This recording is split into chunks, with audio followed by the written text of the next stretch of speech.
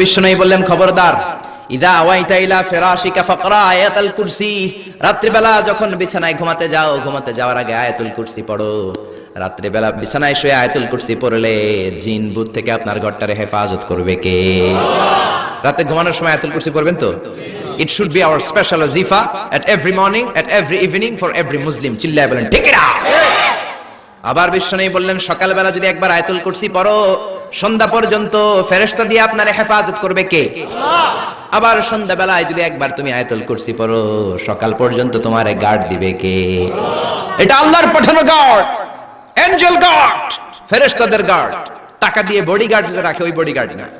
Bodyguard তোমারে বাঁচাতে পারবে না। অনেক মন্ত্রীর দুই দিকে বডিগার্ড, গুলি লাগছে মন্ত্রীর কপালে। সবাই যে বডিগার্ডের ধরে, এই বেটা 50,000 করে বেতন বডিগার্ড। মন্ত্রী বলল, কেমনে বডিগার্ড? আমি তো বডিগার্ড, আমি তো রুহু গার্ড না। রুহুর মালিক কে? আমি তো বডিগার্ড। বডি তো ঠিকই আছে, বডি লিয়ে যাও। জোরে বলেন ঠিক কিনা? এজন্য খবরদার, এই ওয়াজিফাগুলো মিস করবেন না। সকালবেলা যদি একবার ওয়াজিফা পড়েন আয়াতুল কুরসি, সন্ধ্যা পর্যন্ত আল্লাহ স্পেশাল ফেরেশতার গার্ড দিয়ে দিবে। আবার সন্ধ্যাবেলা যদি একবার আয়াতুল কুরসি পড়েন, সকাল পর্যন্ত আপনাকে গার্ড দিবে কে?